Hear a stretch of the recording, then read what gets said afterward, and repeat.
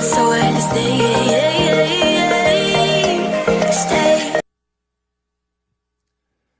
안녕하십니까. 심효순 회계사입니다. 여러분과 같이 어카운팅 프린시플 회계원리 공부하고 있고요. 벌써 세 번째 시간이 시작되네요. 들만하세요?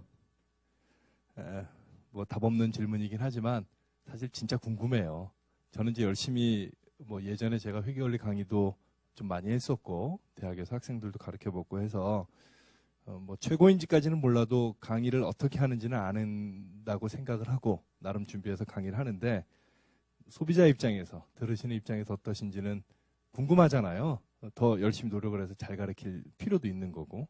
근데 여러분들이 앞에 안 계시니까 궁금해요. 물론 뭐 앞에 있으면서 다 자고 있고 이러는 것보다는 없는 게 훨씬 마음은 편하긴 하는데 그러진 않으실 거 아니에요. 화이팅 하셔서 열심히 공부하겠습니다. 지금 여러분들이 공부하시는 이 회계학, 회계원리는 정복 가능한 과목이에요. 정복 가능한 과목. 그래서 꼭 정복하셔서 좋은 성과 있기를 진심으로 기원드리고 뭐 요즘 그런 얘기들 많이 해요. 뭐 회계사가 별로 좋지 않다. 뭐 그것은 KICPA든 AICPA든 그런데요. 경쟁이 치열한 시대에 어떤 직업이 속된 말로 과거처럼 되기만 하면 뭐 영달을 누릴 수 있는 게 어디 있겠습니까? 없죠. 그 있으면 알려주세요. 우리 같이 스터디합시다. 저 시험 공부할 거 자신 있어요. 근데 그런 게 없거든요. 제가 제가 지난 한 20년 회계사 하는 동안에도 그랬어요. 근데 보면 어떤 전문 분야를 가지고 있고 그 분야의 자격증까지 가지고 있다면 그래도 그러지 않은 경우보다는 조금 더 재미있고 용감하게 혹은 소신 있게 일할 수 있기 때문에 매력이 있다고 생각합니다. 물론 모든 불특정 다수의 사람들에게 회계사 공부를 권할 거냐에 대해서는 좀 틀려요.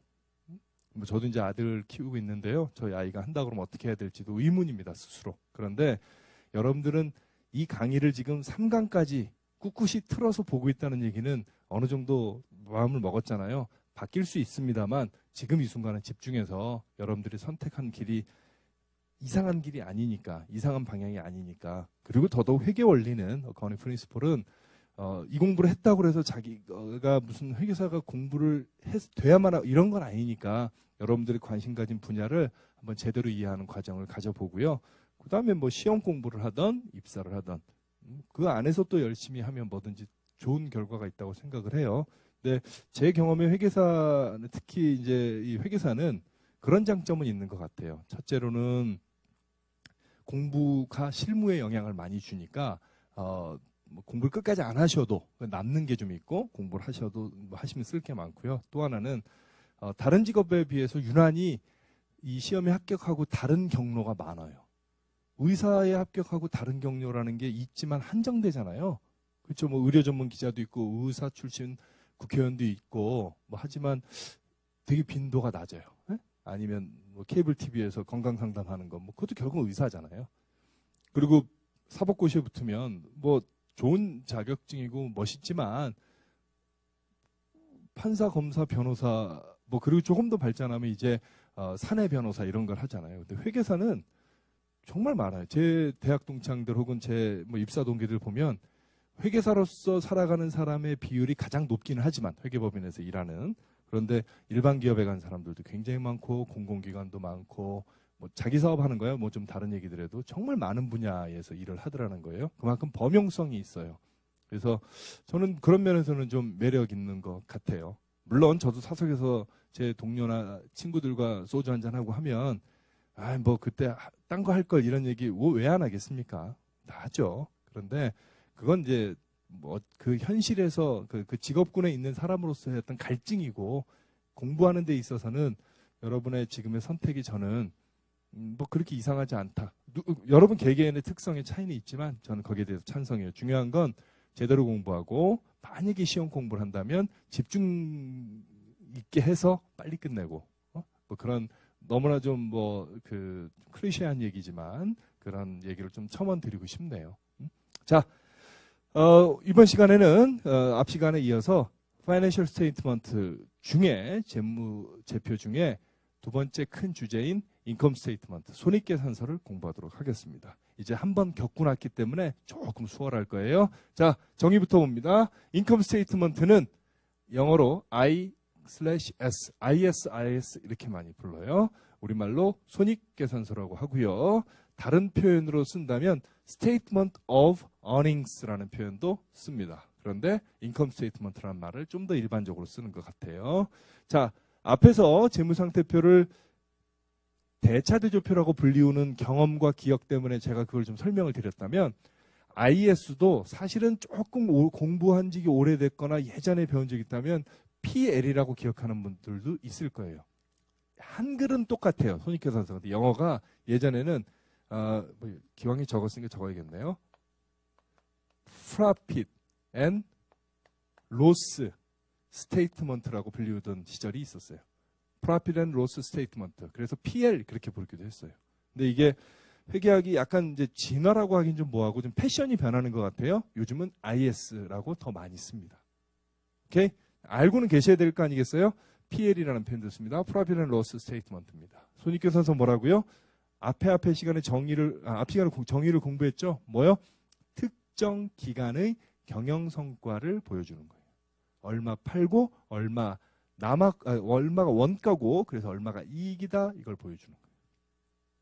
오케이?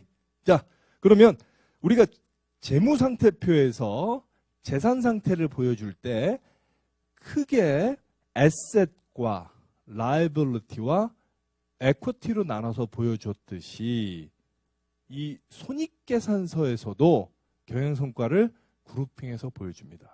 유치한 예를 하나만 더 들어요. 자, 이제 빚이 8천이 있는 애를 제끼고 빚이 없고 1억 전세보증금 있는 남자의 손을 꼭 잡고 결혼하려고 마음 먹었는데 그래도 좀 더 우리가 사랑하지만 챙겨봐야 돼. 그래서 너 얼마 버니? 이렇게 물어봤어요. 그래서 나 연봉이 뭐 한 5천만 원 돼.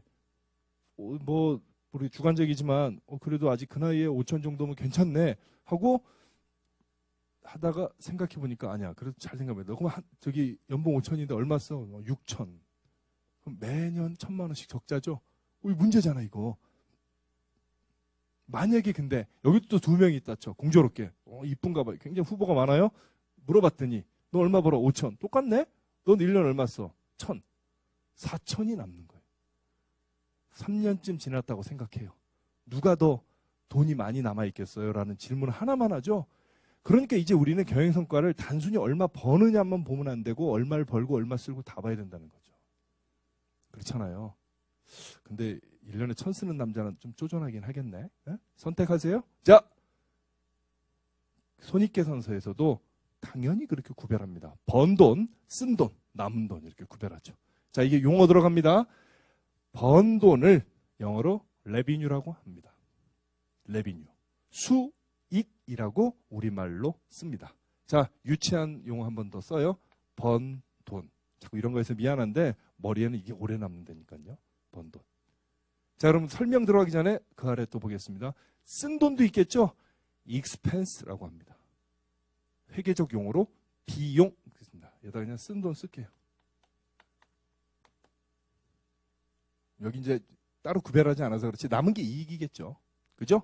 자, 그러면 번 돈, revenue, 쓴 돈, expense. 이제 용어를 익히는 겁니다. revenue라는 용어, expense라는 용어, 수익이라는 용어, 비용이라는 용어. 이거를 자꾸 입에 익혀놓을 필요는 있어요. 자, revenue, 수익의 정의. 아마 뭐 심플할 거예요. 한글 먼저 볼까요? 기업이 영업활동을 수행하여 벌어들인 돈.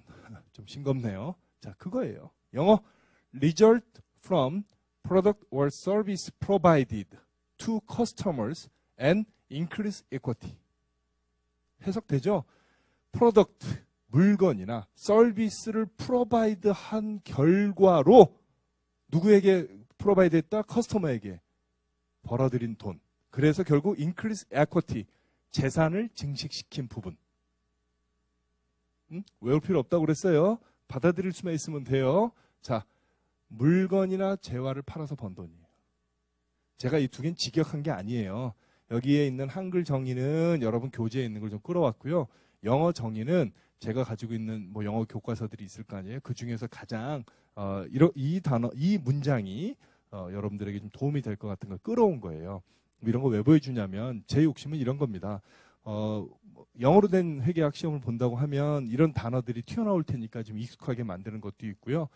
여러분이 꼭 시험 공부를 하지 않더라도 영어로 된 회계 언어를 익히는 과정을 제가 수업하고 있으니까 그런 단어를 많이 간접적으로라도 많이 보다 보면 나중에 이럴 수 있을 거예요. 한 뭐 몇 달 지나서 이 공부를 다 하고 나서 여러분이 관심 있어 하는 회사의 영문 홈페이지에 들어가서 거기에 파이낸셜, 뭐 인베스터 릴레이션십 같은 걸 보면 이게 좀 읽어질 거예요, 아마.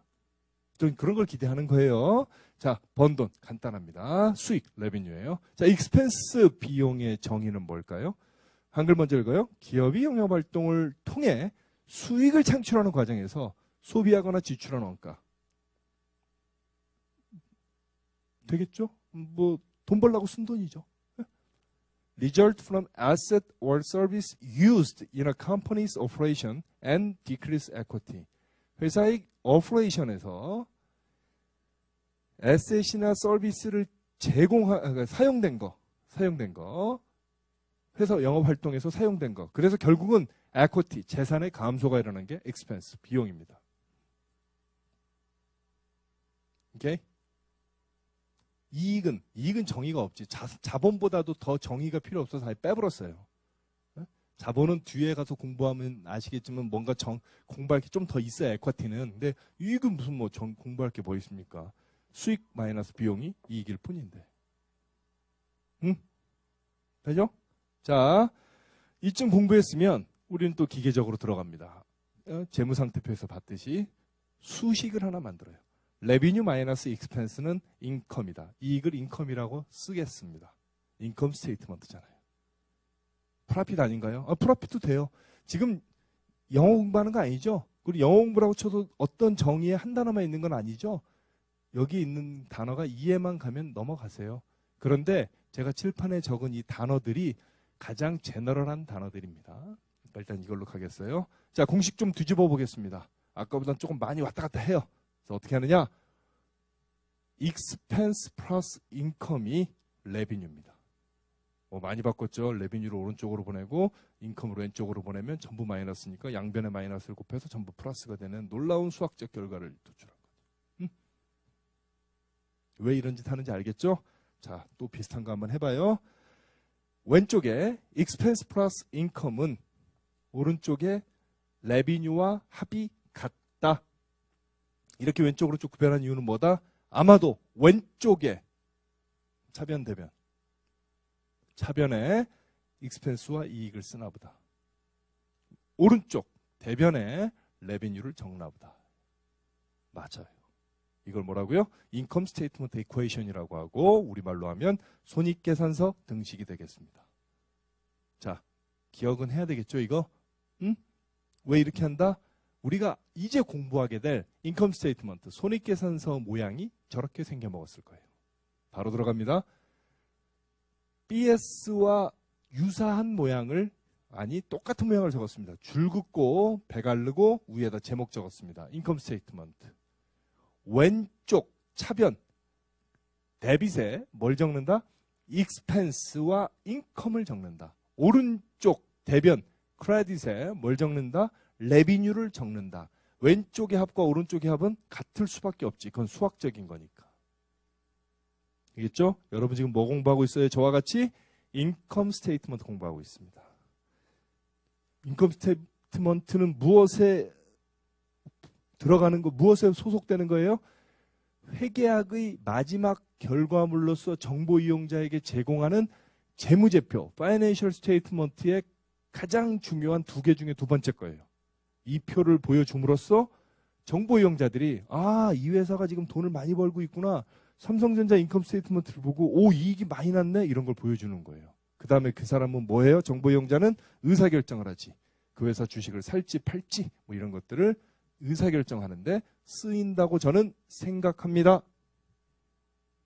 됐죠? 자, 그러면 이제는 바로 사례로 넘어가서 봐도 될 것 같아요. 그래서 다음 페이지로 가면